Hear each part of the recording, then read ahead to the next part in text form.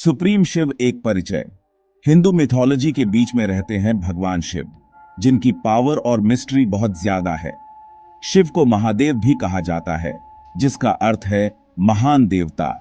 उनकी पूजा और आराधना सदियों से होती आ रही है और उनकी कहानियां हर पीढ़ी में सुनाई जाती हैं। वो डिस्ट्रॉयर हैं, ट्रांसफॉर्मर हैं, कॉस्मिक एनर्जी का रूप हैं।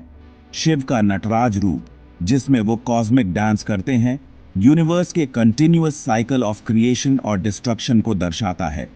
लेकिन वो असेटिक भी हैं, योगी भी हैं, स्टिलनेस और मेडिटेशन के प्रतीक भी।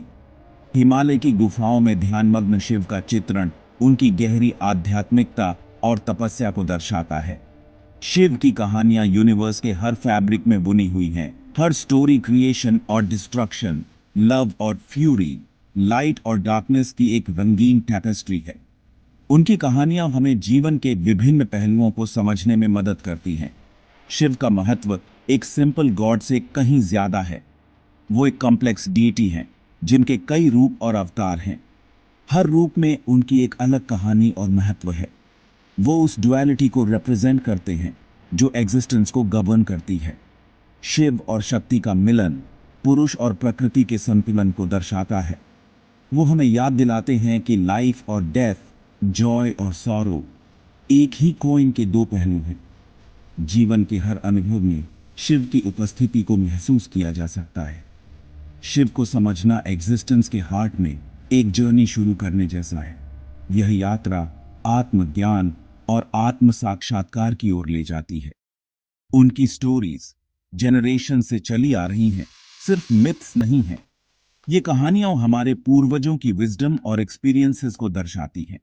वो पावरफुल मेटाफॉर्स हैं, स्पिरिचुअल गाइड्स हैं, जो एनलाइटनमेंट के पाथ को इल्यूमिनेट करते हैं। शिव की कहानियां हमें जीवन के गहरे रहस्यों को समझने में मदद करती हैं।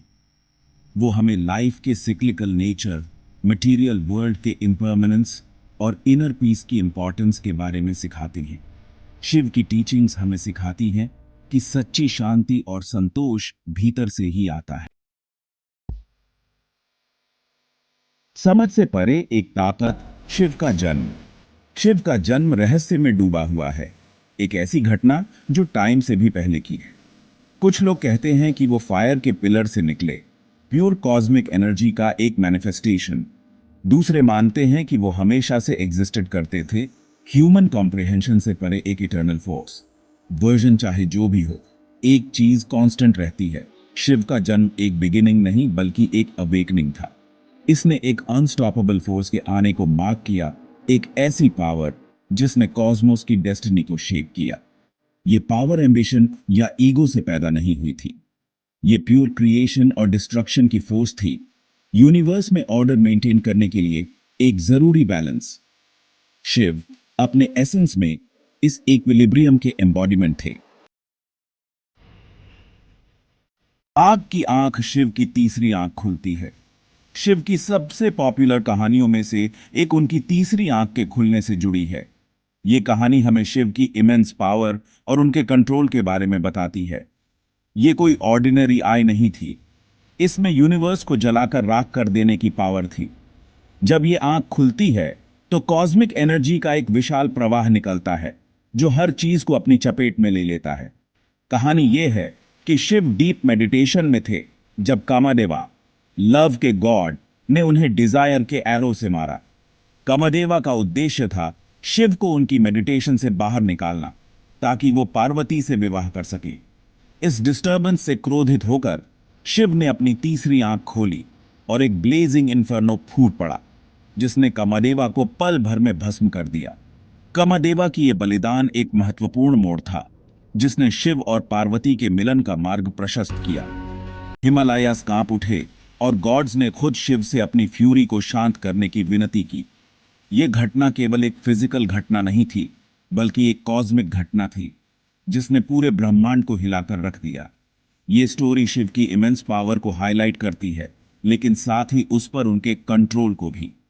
शिव की शक्ति अनकंट्रोल्ड नहीं है। वो जानते हैं कि कब और कैसे अपनी शक्ति का उपयोग करना है।